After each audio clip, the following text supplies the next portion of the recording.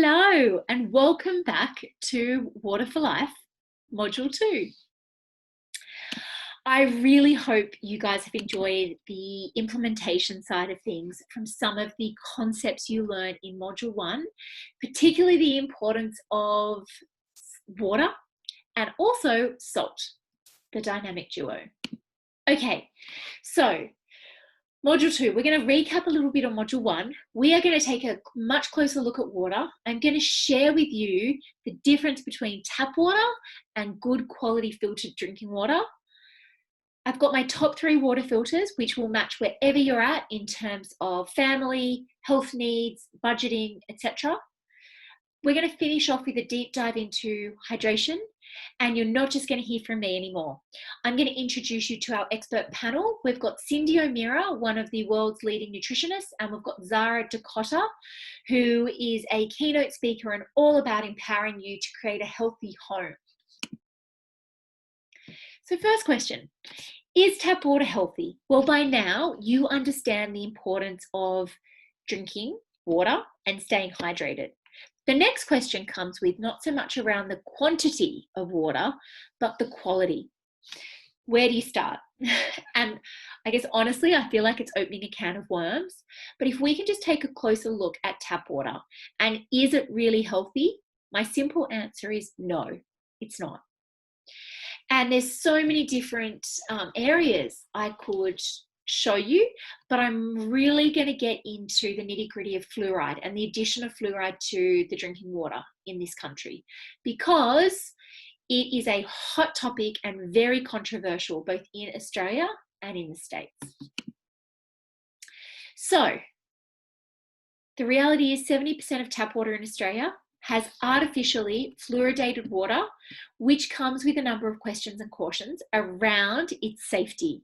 96% of the New South Wales population has access to fluoridated water. So although this is a low level of fluoride that's actually added to the water, those levels are still concerning and we need to be questioning them. Interestingly, over 95% of European countries completely abandoned the practice of fluoride additions to their water decades ago. And it is important to note that when they stopped adding fluoride to their drinking water, they did not have an increase in tooth decay when they removed it. That is why they initially started adding fluoride to our water 50, 60 years ago. There was a belief that low levels of fluoride was causing dental caries. We now know that overconsumption of carbohydrates is one of the leading causes of tooth decay. We do need fluoride in very small amounts. Fluoride is natural. The type of fluoride that they add to our water is not, it is completely synthetic. Now, too much fluoride from our water and from our environment can contribute and cause to a number of health issues, including thyroid issues, endocrine disruption, immune dysfunction, mood swings, sleep disturbances, and skeletal issues. Keep in mind that 50% of the fluoride that your body absorbs gets stored in your body. It stays in your body.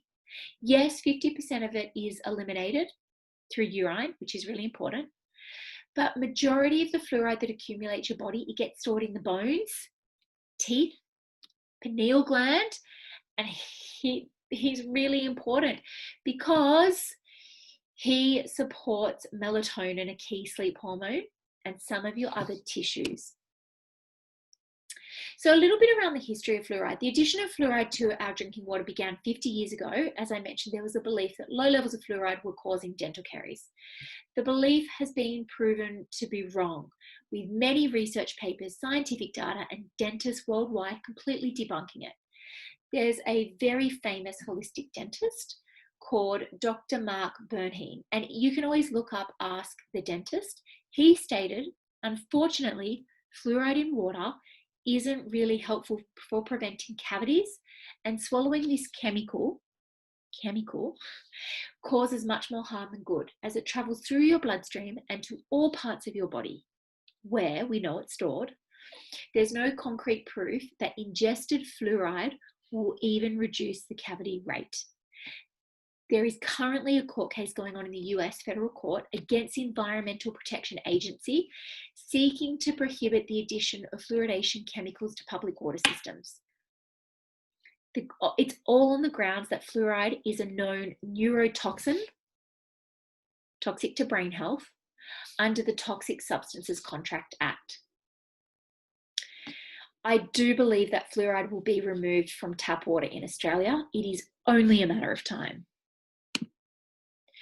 At the end of the day, fluoride is an industrial waste. It comes from plant fertilizer. So there's natural fluoride, which is, as I mentioned, that's the mineral that's needed for human health, and there's synthetic, man-made fluoride. There are 3 main fluoride compounds, and one of them, HFS, that's the one we use here in Australia. That is the one that is an industrial waste from Victoria. It comes from a plant fertilizer. So we can think of fluoride as, oh, it's natural, it's a mineral. That is not the fluoride that is added to our drinking water.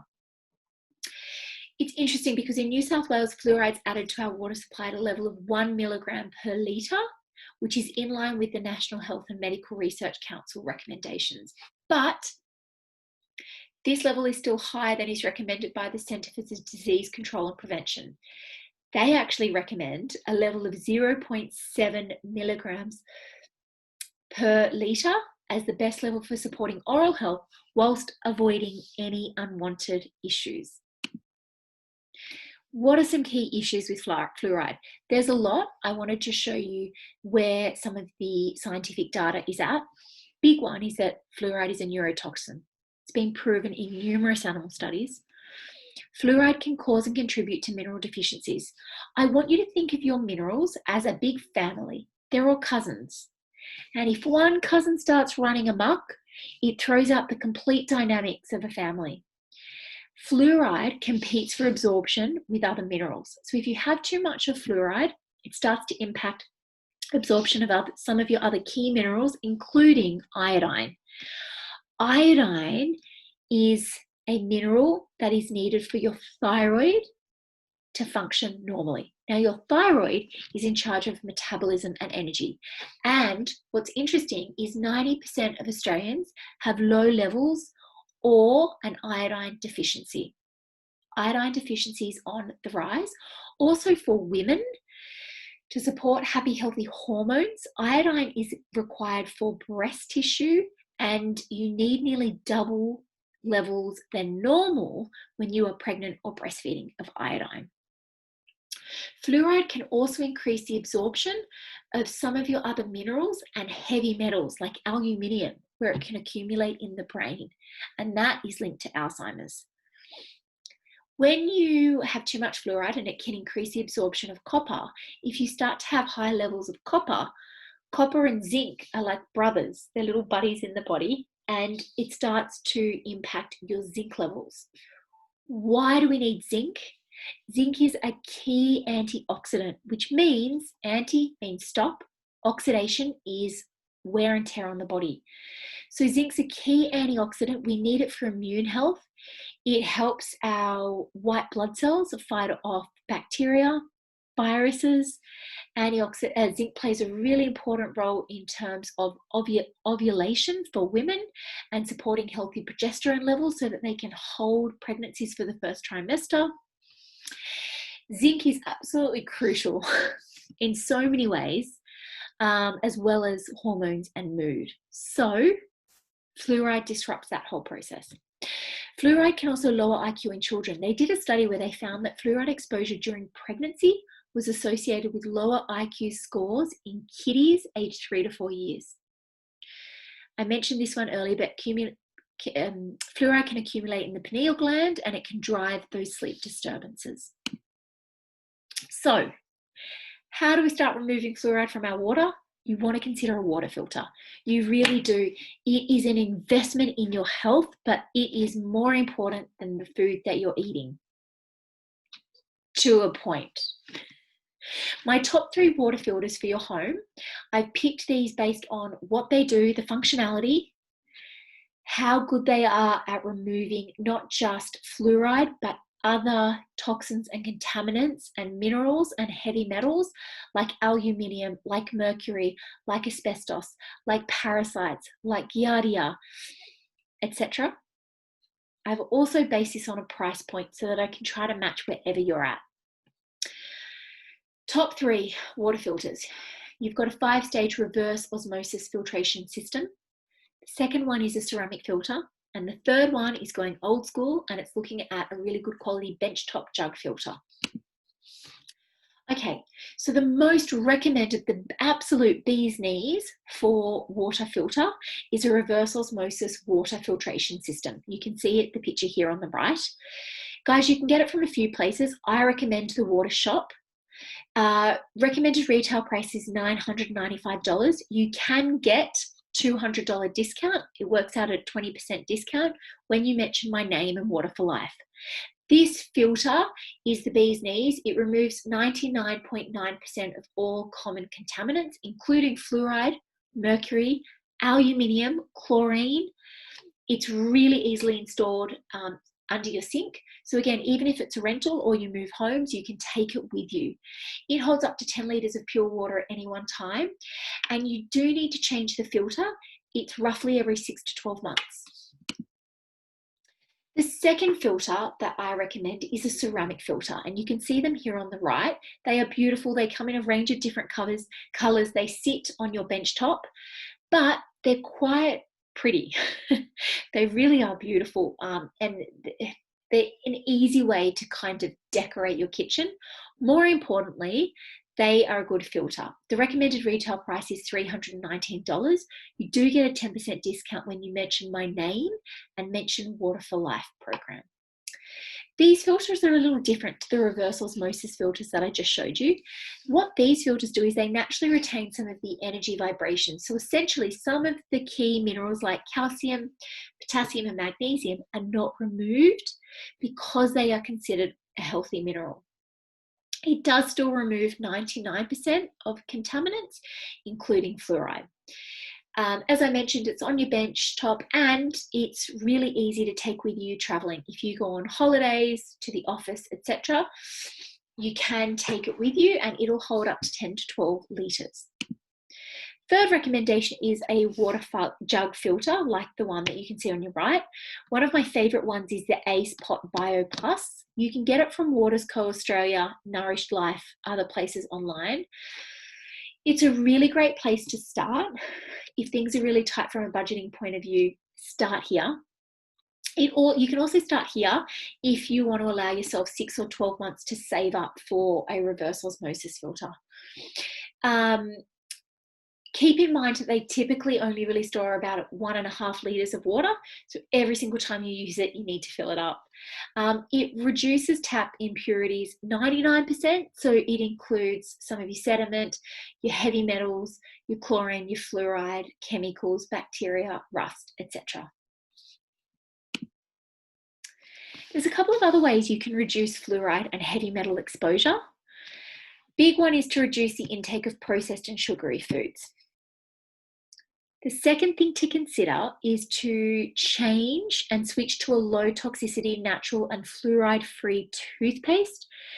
I love this one, Dr. Bronner's All-One toothpaste. It is recommended by some dentists. It's made with completely natural ingredients, including aloe leaf juice and coconut oil, and it's not too harsh. Some of the fluoride-free toothpastes on the market are not ideal because they're jam-packed with their natural substances, but they're too stimulating, they're too antibacterial. And remember, some of the bacteria that's in your mouth is good.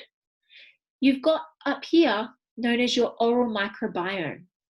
So you don't want to go in with a really astringent, hardcore toothpaste, even if it's fairly natural. So start with the Dr. Bronner's one. It's cheap, it's cheerful, and you can get it online or from a health food shop.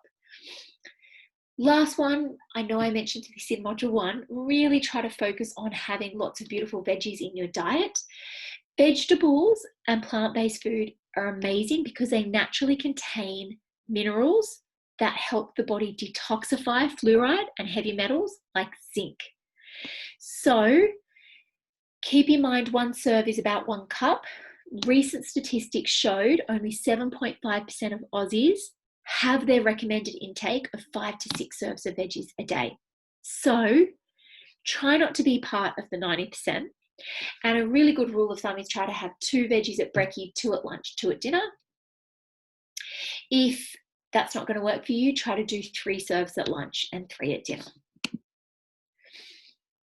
I think you've heard enough from me for now. Let's get on with it, and I'm going to share a couple of chats that I've had with health experts. The first one I'm going to share with you is Cyndi O'Meara. I've mentioned she's one of the leading nutritionists, an international author and founder of Changing Habits. Cyndi discusses the importance of water and eating real food, how we've got an evolutionary body living in a very modern world, the role of water in health, and also Cyndi's top ways that she stays hydrated throughout the day. Let me tell you, it does include coffee and whiskey, which will come as a surprise. Also, we have Zara, and she has a really beautiful personal story of being diagnosed with cancer at the age of 29, which really made her stop and look at her whole health, including her environmental health. And for that reason, Zara has become a keynote speaker and presenter. She has her own course, which is Creating a Healthy Home. She's going to share with us her 5 key pillars of creating a healthy home, which naturally includes good quality drinking water. Zara also has some really practical ways you can start supporting your health environmentally at home, and some ways that she stays hydrated throughout the day. Before I hand over completely to those interviews, I just want to let you know I'm here for you. I'm here to help. Please stay connected. Follow me on social media. I do use Instagram and Facebook. I will not promise you that they are beautiful, pretty pictures. I show you my life, which it can be pretty messy at times, but I think it's a great way for you to see exactly how I implement so many of these key pillars of health, nutrition, movement, etc., into a way that really works for me and my family. You can join our VIP newsletter for free webinars, free ebooks, tips, tricks. Join the website, and that way you'll get that newsletter. If you are keen to deepen your knowledge, please have a look at all of the online short courses and masterclasses. If you do want a personalized approach, you can absolutely book in for a consultation. Just keep in mind that I am going on maternity leave for a very short period of time. If you are ready to sink your teeth into something and you are hungry for more, the most popular place to start is an online course that I offer, which is a Foundations of Health e-course bundle. It includes a 3-week educational series, which has 3 50-minute webinars on the 5 key pillars of health. I teach you about the simplicity and beauty of water, sleep, stress, nutrition. I do a little bit of a deep dive into nutrition so you can start creating a healthy plate in terms of carbs, fats, proteins, portion sizes, etc., and lifestyle. With this package, you get resources, checklists, VIP access into our private Facebook group. That's where I hang out. I do live Q&A, so you really get that personalized support. Plus, you get regular education recipes and inspo. And with this bundle, you also get a free copy of my recipe ebook, which is called Foundations in Food. Here's a little sneak peek so you can see just how simple and yummy some of the food recommendations are. Breakfast, the 2 most popular recipes would be the banana bread smoothie and the toffee apple granola. With staples and sides, I think everyone needs to know how to make a great quality labna, sauerkraut, bone broth, and 2 ingredient wraps, so you never need to buy bread again. Lunch and dinner, there's a few popular ones. The pumpkin soup with burnt butter and sage is delicious. So is the bruschetta salad with sourdough croutons, and also the pulled pork tacos. With the snacks, all 3 of them are a massive hit. You've got the salt and vinegar kale chips, banana bread muffins with a labna cream cheese icing, and the lemon tart. All of the recipes are refined, sugar-free. They're all whole food, and most of them are gluten-free. If they're not gluten-free, there's gluten-free and dairy-free and vegetarian options throughout. It's a special offer. It is normally priced at $84.95 for this package. You can access it for $59.95. So I am here for you. Please stay connected, and I look forward to hearing how you go. Take care. Bye. I am so excited to bring you this chat with one of our health experts, Cyndi O'Meara, who happens to be one of Australia's leading nutritionists. We get into the nitty-gritty of water, but also how your body has the ability to produce water. We also talk about salt, and we really put it into context with talking about why the food that you're eating has a huge impact on your overall health. So sit back, relax, and enjoy this chat. Hi, Cyndi, welcome. Thank you. I really am looking forward to this discussion. I'm so excited to have you here. For those of you who haven't had the pleasure of hearing about Cyndi O'Meara is one of the leading nutritionists in Australia. Cyndi is an international speaker, a bestseller. She's also the founder of a Whole Foods food company called Changing Habits. And I've asked Cyndi to come along today so that we can walk you through water, which I know sounds like a really simple topic. However, water really is the most important nutrient. And I often say that we can survive for weeks without food, but we really can only survive for a few days without water. And so once you start increasing your water intake and you're hydrated, then it's kind of like we're opening a can of worms, because we start to talk about different aspects of water, including water quality. But I really want to pick Cyndi's brain today a little further around how the body has the ability to produce water. So I'm going to hand on over to you, Cyndi. Yeah, it was really interesting. You know, as a nutritionist, and, you know, I studied 40 years ago, you know, we were told, oh, you should be drinking 3 litres of water a day. And I could never push it in. I couldn't put 3 litres in. I couldn't even put a litre in. I really struggled with the whole water thing. And I read a book back in the 80s, and it was called Mutant Messages Down Under. And it was about the Aboriginal people. And they said, white man guzzles way too much water. They don't realise the resources that are out there for water. And thinking of the Australian Aboriginal people, they are people that, you know, live in a land where there isn't a lot of water. So I kind of went, well, maybe that's why I don't drink it, but I never really understood it. Even though I'd done the biochemistry of the mitochondria, I still didn't equate that I make my own water. And that's probably why I'm not thirsty all the time, and why I can't guzzle 3 litres of water. So it was when that all came to light that I started to not panic about the fact that I should be drinking more water. So there are many ways that the body takes in water, and we'll talk about that in just a sec. But the way it produces water from the food that you consume. And it can produce it either through a protein, a carbohydrate, or a fat. And those 3 macronutrients, and there are 3 major macronutrients, and you can put water in as a macronutrient, but there are food macronutrients. They digest down into amino acids, glucose, and the fat digests down into a fatty acid that then converts to a ketone. Those 3 elements enter something called the Krebs cycle in the mitochondria. The Krebs cycle is where we produce the energy unit that we need in order to do all the functions of the body, give us energy, have beautiful clear skin, eyes, all of that. We need those units of energy. So it uses those 3 foods in order to produce that energy. Now there's a byproduct, 2 byproducts, I should say, apart from the ATP that it produces. And those 2 byproducts are, 1, carbon dioxide, which we then put into our blood system and expire out of our lungs, and we give to the plants, because the plants require carbon dioxide. The other thing it produces is water, but it's a specific water, and it's called low deuterium water. Now, a lot of the water in Australia is high deuterium water.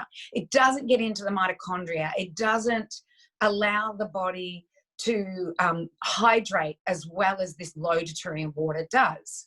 So when you are eating the right foods, and when I say proteins, carbohydrates, and fats, I am not talking about just any protein, carbohydrate, or fat. I'm talking about natural ones that we have eaten throughout evolution that our evolutionary body needs. I'm not talking about protein powders. I am not talking about fructose that has been made from corn syrup. I'm talking about what's in a piece of fruit. Because in that piece of fruit, in real food, not margarine, but, you know, real food, not, like it drives me nuts when people look at nutrition in what they call in nutritionism, which is looking at the components of food as opposed to the vitalistic approach to food. So I'm a vitalist. I look at the whole food. I don't say butter's bad because it's got saturated fat. Not that I believe saturated fat is bad. What about the other 50%? What's in that? So we make our own low deuterium water. Considering Australia is very low in low deuterium water, it's a benefit for our health to produce our own water. So that guzzling of 3 litres a day would be a reason to do it if you're eating breakfast cereals, low-fat milk, margarine, toast, pasta, plastic cheese.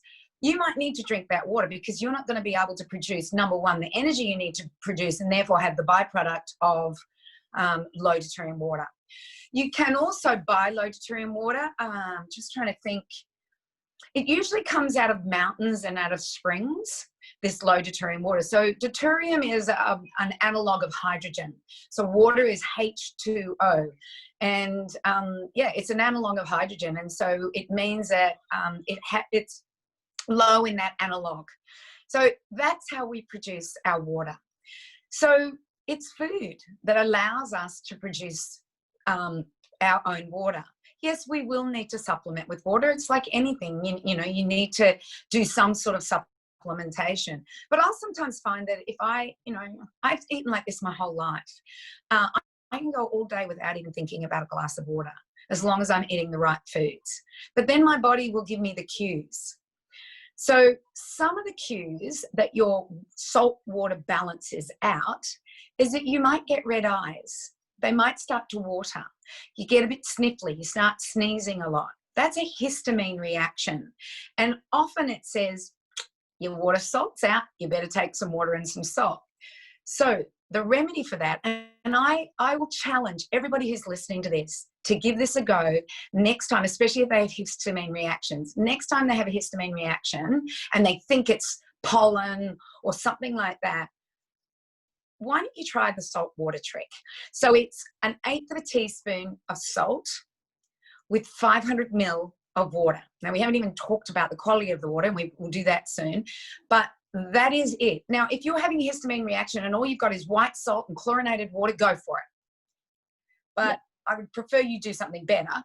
But if that's all you've got, then go for it. I was with a friend who, and this, by the way, is out of the book, Your Body's Many Cries for Water. And that's one of the cries for water. And I was with a friend who had read this book, and she was getting really sniffly and starting to sneeze. And she just picked up her salt that was on the table, which she would normally not eat. And she put it in her hand and she just licked it. And it completely stopped everything. It was, I'd never seen anything like it. And so this was many years ago. And I asked her about it, and she told me about the book. I read it. And I realized that salt water balance is what hydrates us.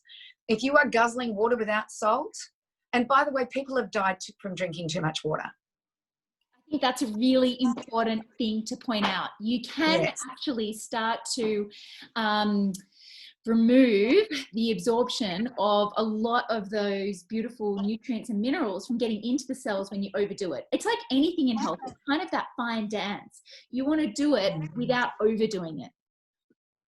And you don't want science, and you don't want some nutritional guidelines to think that you are the same as the person beside you. You're not. And so it's about listening to your body again. There are so many people who have forgotten to listen to their body. As soon as their body hurts, what do? They put a drug inside them to stop that signal. And that signal is so important in letting the body know what it needs. And I always say to people, it's about stop drugging your body and start listening to your body. Even the smallest twinge, what is it saying to you? For me, and I know this is getting away from water, but for me, I was getting aches and pains as I hit 50, and everyone says, oh, it's menopause, Cyndi, that's just what you're going to have to live with. And I don't put up with that. There were signals saying something's wrong. And so I eliminated everything from my diet but meat and veg. That's it. I just left that in. And even the veg were just greens, I didn't have any potatoes or anything like that. I just had meat and greens and small amounts. And in 3 weeks, all those pains disappeared. So then I had to figure out, well, what is it that was causing the problem? And so I introduced foods back into the diet, figured it out. That was 10 years ago. I'm 60 this year. I've no aches and pains, more flexible than I've ever been. I just eliminated that food, never ate it again. You know? I'm really intrigued. What was the food? Wheat. Yeah. And I did a documentary on it because I couldn't believe the difference I felt. And it's called What's with Wheat. If anybody wants to go and look at it, just go on, you know, just go online and you'll see What's with Wheat. So, you know, let's look at the quality of water, because I know I always go off track. I'm sorry. No. Yeah, I get really passionate about wanting to spread this information to people, giving them a better way of living, a better way of life, a better life. Because when you're healthy and full of energy, nothing can stop you. It's just this constant bounding fun that you can have. But when you're the opposite, it's no fun. And we don't want people to live like that. And I love what you said before. Just because you're approaching a certain age doesn't mean you need to accept a level of health. That's not good enough. You know, we all deserve vitality. And so I think that's a really important point as well. So often it becomes the norm to feel stressed and fatigued and have skin outbreaks. And it's only when you experience living in a way that is like truly healthy that you can acknowledge that that's not how it's meant to be. Exactly. And the sad thing is that you can go to your doctor and you can have an allergy test or an intolerance test or a celiac test for wheat. And they'll say, no, you're fine, you can eat wheat. But you know, when you consume it, you don't feel good. So why consume it? Or it might be a carrot that's not making you feel good. Or, I don't know, listen to your body. You know, that's the most important thing. And I also think what you're doing, Olivia, is educating step by step and having an education and understanding what the food industry is doing to our food, what the water board is doing to our water. That's even, you know, to me, if you don't have clean water, I will not drink tap water. Even if I'm thirsty, I'll go and eat an apple. Let's talk about that. Yeah. Let's get into the quality of water. Okay.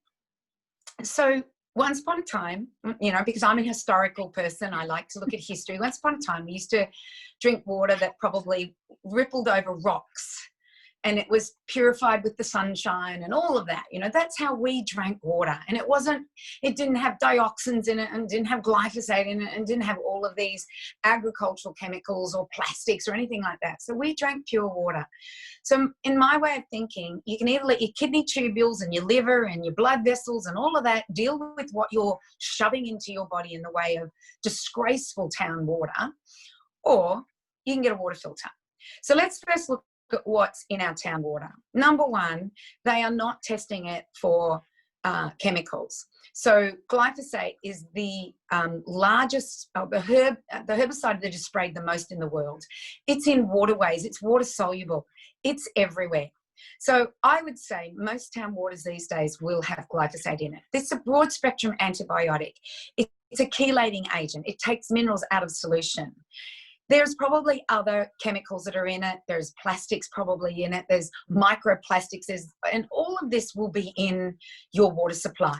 Then that's just, the government doesn't put that one in, you know, or your town council doesn't put that in. But then what they do is that they add chlorine to it. So the chlorine is added to it to kill all the bacteria. So you are 90% genetically bacteria.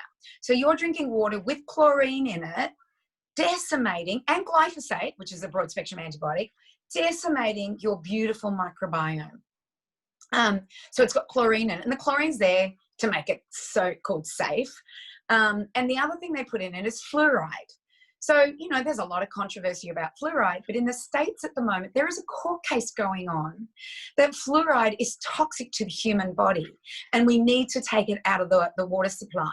And Robert Kennedy, who also was one of the lead solicitors in the glyphosate Monsanto law case and non-Hodgkin's lymphoma, is fighting this battle. He fights for our rights. I adore him. He's such an activist. He's a lawyer.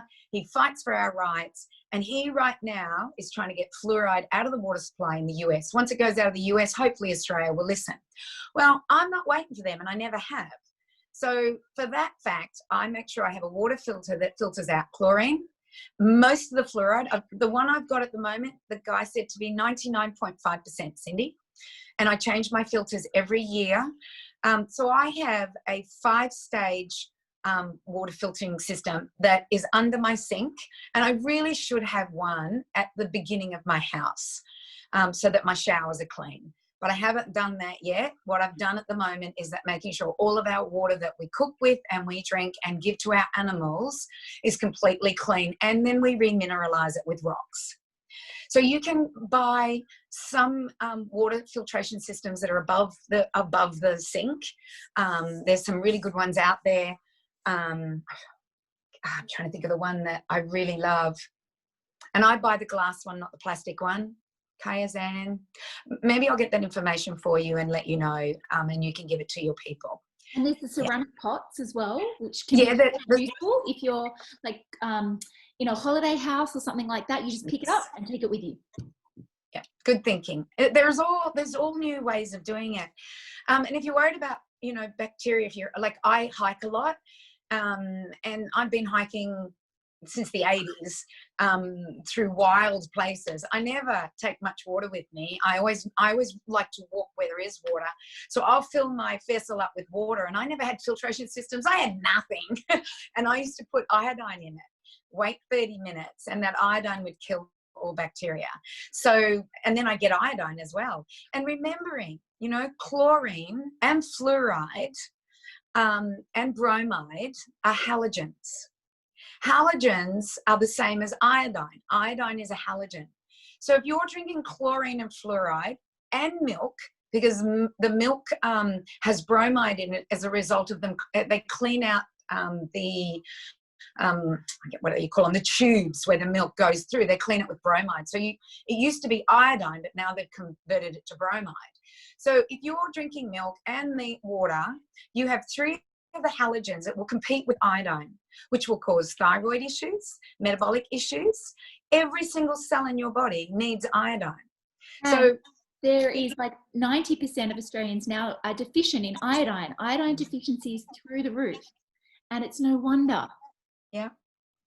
Yeah. And it's because of our water supply, because number one, it's just displacing iodine. So iodine just kind of gets peed out because it won't go into the receptor cells. And every cell, like I said, in your body needs that iodine in the way of T3 and T4 and reverse T3 and T1 and T2, which are our thyroid hormones. So I think, to me, water is the most important thing. One more thing on water that I want to tell you the magic of water. So there is a doctor by the name, he's a professor by the name of Dr. Chris Exley, and he's out of, is it Keele University? I'm pretty sure it's Keele University in England. He has been studying aluminium in living systems for 30 years. So you could say he's a bit of a specialist on aluminium. And he's noticing that aluminium is definitely in the brains of kids with autism, with Alzheimer's, adults with Alzheimer's, early onset Alzheimer's. He's also seeing it in multiple sclerosis, Parkinson's disease. And so what he says is that the best way to get aluminium out of the system, because aluminium is ubiquitous, it's everywhere. It's part of our life. Try not to use aluminium, by the way. Don't boil with aluminium. Don't cook with aluminium. Try and get rid of your aluminium foil. Just get rid of any aluminium that could be in contact with your food. And he says the best way to get aluminium out of the system is high silicon water. So there's a Noosa mob that do high silicon water, although they have stopped just at the moment, but they've found high silicon water, I think, in a Umundis spring. There's a mob in Ballarat that do high silicon water, and a water that you will find in Woolworths is Fiji water. So these are high silicon waters that will help pull aluminium out of the system. And aluminium, it's in vaccines, so it's injected into you. It's an adjuvant. And if that aluminium isn't taken out of the system, it sits in a macrophage. Christopher talks about it. He's absolutely incredible. It sits in a macrophage, and then when you get sick, the macrophage starts to move. So it might be in the place of injection. The macrophage starts to move and carries the aluminium with it. And if your blood-brain barrier is open, it will just insert it into the brain. Look up his work. I think it's Keele University. All you have to do is look up on Instagram, PROF, professor, F for professor, prof. I think it's Chris Exley. Mm-hmm. Look him up. He's absolutely incredible. And he will tell you silicon high water will get aluminium out of your system. And he believes everybody should be drinking silicon high water every day of their life because aluminium is everywhere and we're in contact with it. Yeah, and again, when you're drinking tap water, then you are getting a lot of anti-nutrients, which again are going to impact on your absorption of minerals like zinc, which again can contribute to the accumulation of aluminium in the body. Exactly. There's just, if we could just imagine nature, and if we could just take ourselves back even 100 years to what foods we make, maybe even we go back quite a few hundred years, and not industrialized foods. I'm talking about our hunter-gatherers, but our hunter-gatherers, remember, their diets were very, very vast. So if we look at the Pacific Islanders, who were hunter-gatherers, they ate fish, coconut, sweet fruits, and root vegetables. That was their diet. But if you look at the Hadses eat meat and veg. Mm. If you look at the Inuits eat blubber and protein. If you look at the Himbers that are in Namibia, they eat dairy and meat with a little bit of greenery if there's any greenery in the desert. So when I say hunter-gatherer, I'm not saying, it should be exactly how the paleo diet is said to be. It's about looking at the real foods, looking at what our water would have been like, looking at how we would have woken up. So we would have woken up and seen the sunrise. We would have spent more time outside than we do inside. So sunshine's important for vitamin D. If you are not getting your vitamin D, then you're not going to be sleeping right. You're not going to be healing right. You're not going to, and if you don't have enough cholesterol, you can't make vitamin D and you can't make your hormones. But I like to say to people, think of how we used to live. We slept probably from the time the sun almost went down. Maybe a fire would have been in front of us to have red light around you. We slept. We woke with the sun. We went outside. We had time. We were outdoor people. We are an evolutionary body living in a very modern world. And we have to fake the body into believing it still lives back there so it can be healthy. Yeah. So water's the same. Just think about how you would have got water. So as far as, having water with me all the time, I'm just not that person that does it. So, water, if I go for a walk for an hour, I don't need a water bottle. I can survive an hour without my water bottle. If I do carry water because I am doing a 25K hike and there's no water available, then I put it in stainless steel. Yeah. And what would be your top 2 tips? These can be food or lifestyle related, on how you would be conscious of staying hydrated throughout the day. Okay. So I swim every morning in the ocean. Mm-hmm. And I always take a gulp of salt water. Always. Yeah, I always take a gulp of salt water every single day, except if the ocean's a bit dirty because we've had a bit of rain. I won't do it then. But if it's clear, I will always have 1 gulp, maybe 2, of salt water. So that is my salt that's gone in. I drink coffee, and the fallacy that coffee is a dehydrator is actually, it's faulty science. It's like they've done the test on it. So when I get up in the morning, I will probably drink some water, usually, not always, drink some water, and then I will go and drink my salt water in the ocean, and I'll have a cup of coffee. And that's my hydration for the morning. And I'll sometimes about 1 o'clock feel like a cup of tea. So I have a cup of tea. Sometimes I don't feel like it, so I don't do it. And so then I might have a drink when I get home, and that could be a whiskey. You are saying all the right things. Could be a whiskey with a little bit of ice. And the reason I do whiskey is that it's distilled and I know it's got no Roundup in it. It's pure.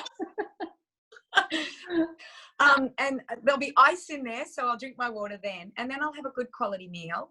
And more often than not, my husband will have, and I will have a cup of tea at night. But that's it. That's my hydration. Unless I am on the farm and working billy-o outside, sweating up a storm, and then you will see me drink 3 litres.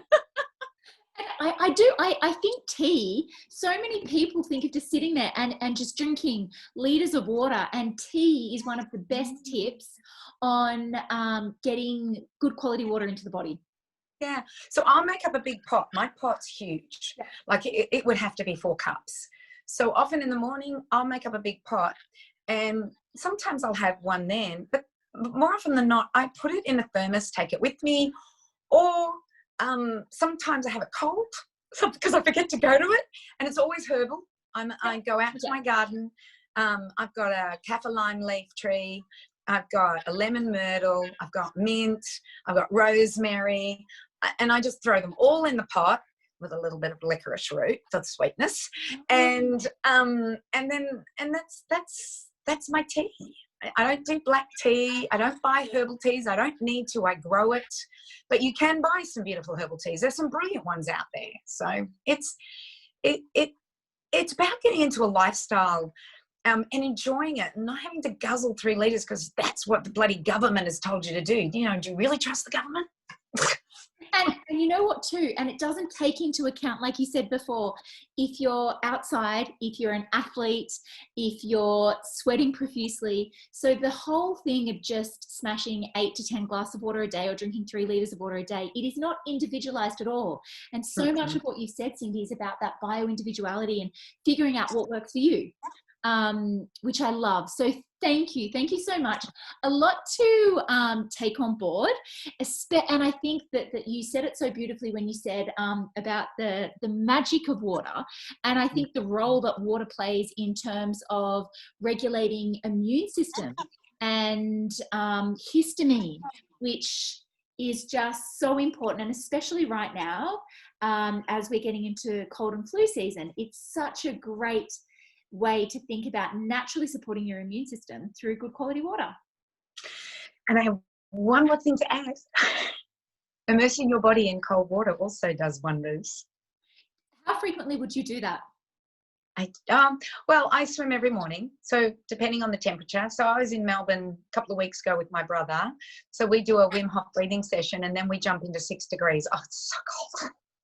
It's freezing. So the 2 of us jump into 6 degrees. I'm lucky I live in Queensland. The water at the moment, I'd say it's about 18, 19 degrees.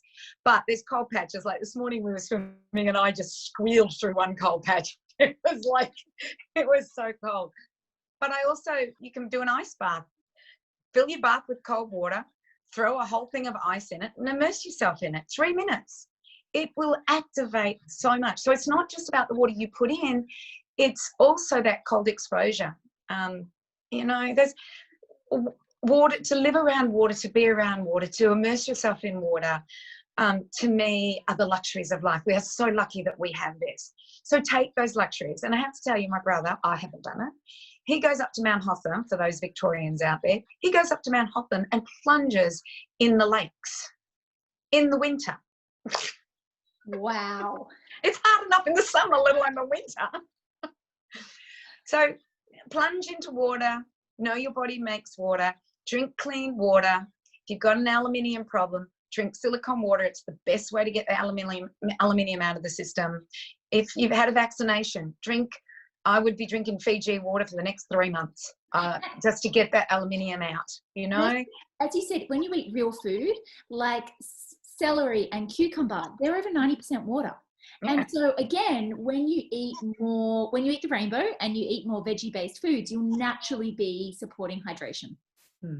Yep, you got it. Thank you so much. You're very welcome. Take care, Cyndi. I'm going to include all of your recommendations and Cindy's amazing documentary, which you guys need to watch, below. So thank you. I told you that'd be a good one, right? How insightful and true is Cyndi when she shares with us how she stays hydrated, which includes coffee. I am now going to share with you an interview I had with another health expert, Zara Dakota. And yes, Zara talks about the importance of water quality, but again, Zara puts it in a slightly different context through her own life experience. Zara talks about her 5 key pillars of creating a healthy home. Water is one of them, but we also start touching on some of those key pillars for a healthy home, because environmental health is so important in terms of physical and emotional health. Enjoy. Zara, hello. Hi, Liv. How are you? I'm great. I am so excited to have you here as our healthy home expert. I'm so honoured to be part of this. I met Zara, gosh, how long ago now? Probably a year ago, actually. Would you say? Yeah, well, a year and a half, I think. Yeah. Yeah, and we were running a lot of workshops individually, and then we started to collaborate, teaching people how they can switch to low toxicity in their home. I like that. It was so fun. So, Zara, just as a little intro, I'm going to hand over to you in a moment, but I wanted to share a snippet of Zara's story. Zara was diagnosed with breast cancer at the age of 29. And so she was literally forced to stop and look at her health. And when we talk about health, we're talking about the whole health. And given 90% of us spend 22 hours of every 24 hours indoors, it makes complete sense that Zara shifted her focus and started looking at environmental health. So Zara now has the most amazing courses where she's educating people on the importance of a healthy home. She's a keynote speaker, a presenter, and very inspirational. Can you do intros for me all the time? Make me sound... Yeah, thanks. Over to your Twitter and your Instagram profile. So I'm going to hand over. Do you want to share with us your story, a little bit more background, and why you have made it your mission to empower people into making better choices when it comes to creating a healthy home? Yeah, sure. Yeah, thank you for that lovely introduction. So, yeah, as Liv said, I was diagnosed with breast cancer at age 29, which was a pretty big wake-up call, and that led me to sort of learning about the role that toxic cleaning, personal care products, pesticides in food can, you know, the role that they can play in our health. And then 2 years later, I was diagnosed with a melanoma, and then I lost a very close lifelong friend to breast cancer. So at that point, I was really starting to ask more questions and really want to try and understand why this had happened to me. And that subsequently, after going through radiotherapy and different cancer treatments, I became, even though my cancer itself and the treatment hadn't made me sick, I was chronically unwell and had a long list of symptoms that were very hard to get to the bottom of, and then eventually made the connection between my sensitivities to mold and EMFs, so from, you know, wireless technology and also chemical sensitivity. And it was at that point that I also realised the importance of filtering my water. I remember being in Melbourne, and growing up in Melbourne, you think that you're told that we've got the best quality drinking water in the world. And I remember I'd been drinking filtered, you know, bottled water, glass bottled water, and then I thought maybe I was being a bit precious, and I started drinking water from the tap. And for 2 days, I became very, very unwell and nauseous. And I thought maybe it's because I'm drinking water from the tap, and I went back to the filtered water and instantly improved. So Yeah. Isn't it interesting? And you know what, now I know in a lot of the oncology units, they're actually speaking about the importance of switching to low toxicity personal hygiene products, makeup. I mean, this stuff is mainstream now. I'm so happy to hear this, because this it wasn't discussed with me at all. And I learned off the back of that experience, probably the most fascinating thing that led me to all of this is about epigenetics, and the idea that it's not genes that create disease, it's our environment that triggers changes in our genes that create disease. And that's a really empowering concept, because we can switch these genes on and off through diet, lifestyle, and our environment. Totally. And I think you've pointed out something that's so important. We're all predisposed to something because, right, that's genetic, but we do have the power. So there's a great little saying that your genes load the gun, but the environment pulls the trigger. So we can take control at any point and change our environment. So can you just help me understand the link a little more around environmental health and how that impacts your whole health? Yeah. So, I mean, there's so many different aspects of our environment that can impact our health, but the big one is air quality in our homes. So we spend 90% of our time indoors, and the US EPA estimates that indoor air is between 2 to 5 times more polluted than the air that we breathe when we're outside. So there's toxic chemicals that are used in building materials, paints, furnishings, cleaning products, but also moisture in the home can contribute to microbial growth, airborne mold mycotoxins that can wreak havoc on every system in the human body. And then other aspects of environment health are, the lighting in our homes, EMFs, so electrical appliances, meter boxes, power lines, wireless technology, obviously the water we drink, and all of those things. Okay, so there's so many things. If you can help us simplify it, where would we start? What would you say would be your top 3 tips to creating or changing your home so that it can become more of a health space? Yep. So I think one of the big ones that so many people aren't aware of is preventing moisture in the home. So really simple things like turning the fan on when you're in the bathroom or you're cooking or you're using the laundry. So preventing the buildup of water vapor in the home and addressing any water spills or water damage within 48 hours, because that's how, after that point, can take for mold to grow. And then something really as simple as getting the lighting right. So there's this massive push for energy efficiency in our homes. And especially with LED lights, which are great because they're energy efficient, but the lights in my home are terrible at night, and the blue light can affect the production of melatonin, which affects our ability to sleep, throws our hormones out of balance, can affect our immune system. So something as simple as getting the lighting right in your home can make a massive difference. Great.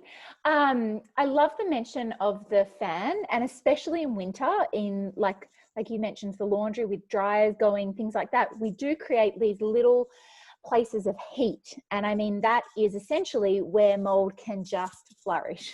Yes. And also managing, like if you're in a climate that's above 60% throughout the year, having a dehumidifier to pull that moisture out of the air, because mold can thrive in that environment as well. Okay, beautiful. And then you touched on water quality before. Why do you, and it's interesting because you've got your own personal story around the importance of water quality, and then we know where the research is at, that a lot of even integrative health practitioners and dentists are saying, get the fluoride out of our tap water. It should not be there. Yep. And fluoride does so many things. One of them is that it's a neurotoxin, but a big one that I see with patients is that fluoride as a mineral can compete for absorption with other really key minerals for immune health. But a big one for you, I would have imagined, would have been iodine. So iodine plays a huge role in terms of healthy breast tissue. And if you're drinking tap water that has fluoride in it, maybe a little bit of toothpaste that has fluoride in it, and you're getting this buildup of fluoride, your body's not going to be absorbing iodine effectively. Wow, I didn't know about that. There you go. So yeah, fluoride really is a huge issue. That it's great. I mean, it's only one of the many issues around our drinking water. Do you have a filter in your house, and would you recommend it from an investment point of view? Because it is an investment. Anywhere from $200 to probably $900 for the bee's knees is where you'd be looking at for a good quality water filter. Yeah, so I have a reverse osmosis, but I've just got like it's just 2 cylinders and it sits in my laundry. So it's like under $200, I think. But I am now looking at upgrading to a 5. Yep, 5-stage. Yeah, and then on my tap, so I've got a chlorine filter on the tap in my bath and in my shower. So I know people think that the bee's knees of water filtration is having a whole house reverse osmosis water filtration system, but for every litre of reverse osmosis water, there's a litre of wastewater, so it's actually not really good from an environmental point of view. Totally. It always comes back to that balance. I often say it's like a dance when it comes to health. You want a little bit of something, but too much can start to have an impact on something else. Yeah. And I do just say to people, start with the water that you're drinking. Yes. And then go from there. So I have a few different options with water filters, which I won't get into too much now because I want to use your time wisely. Tell me, how do you stay hydrated throughout the day? So I think the key to making sure that I stay hydrated is, so I've got this. If I'm at home, I've got this on my desk, or if I'm going out, I make sure I've got my water to take with me. Otherwise you can forget. Also making your water taste nice, so it's enjoyable. So putting like a drop of lemon or wild orange essential oil, or like especially in summertime, some cucumber and mint or chopped fruit to make it taste good. Totally. It's so simple, isn't it? And this is where I always say to herbal tea. And again, it doesn't have to be hot like in summer, especially where you live, because you live up where it gets quite warm. Making an iced tea, like just having some peppermint or grabbing some mint leaves from the garden and leaving it in the fridge. And then before you know it, like iced tea, sparkling water, and even bone broth kind of all counts as part of your hydration. Yeah. And so just going back a little bit more to your healthy home. So your healthy home touches on, it touches on water, it touches on moisture, it touches on a lot of the aspects you spoke about. Can you tell us a little bit more about your 5-week program and when it's next kicking off? So anyone that's intrigued and wants to hear more can look at what's on offer. Absolutely. So it's a 5-week e-course, and we go through the 5 pillars of the healthy home, which are air quality, light, water quality, and then low frequency, so reducing your exposure to EMFs, and then low tox, which sort of encompasses a lot of those things, but looking at things like bedding and furniture and makeup. And we have webinars every week. I'm really excited that you're going to be one of our experts. And we have an amazing community in Facebook, so you can go in there and post your questions, get them answered. It's a wonderful, really supportive group. Good. Okay, great. And so doors are opening for your next e-course on the 9th of July, and then the Healthy Home e-course is kicking off on the 20th of July. Is that correct? Good. And there will be building materials one later in the year for people who are renovating or building. Perfect. Well, thank you so much. Is there anything else you'd like to add in around the importance of a healthy home or environmental health? The other thing I just wanted to add it in terms of water, on top of fluoride and chlorine, that so many people don't realise is in our water supply is heavy metals, so aluminium, copper, lead, asbestos. It was estimated in 2016 that 40,000 kilometres of water pipes in Australia have asbestos in them due to cement that's wearing down. And then there's PVC from water pipes, like downpipes, so that can leach phthalates, BPA, dioxin, which is widely recognised in scientific literature as the most toxic chemical compound known to man. So there are so many reasons to filter our water. Totally. And that's why they're called endocrine disruptors, because they're hormone messer-uppers. And when you start messing up hormones, you have a whole number of inflammation and immune issues that kind of follows. And like women with polycystic ovarian syndrome, early onset puberty, breast cancer, the list goes on. Yeah. Yeah. Thank you. Thank you. For having me. Oh, our pleasure. Thanks for sharing your knowledge with us. My pleasure. Bye. Later. Another goodie, right? Doesn't it make so much sense that we look at the environment that we're living in? And I love how Zara keeps it really simple with creating healthy habits. And I love that these habits come at virtually zero cost and often very little effort. So that concludes Water for Life Module 2. Thank you so much for being here and being so open and willing to hear why water is the most important nutrient and why it is key to optimal health. You know I am here for you. Please stay connected on Instagram, on Facebook. Jump onto my website. I have a lot of other ebooks and short courses so that you can keep learning and developing. Wishing you all the best. Bye.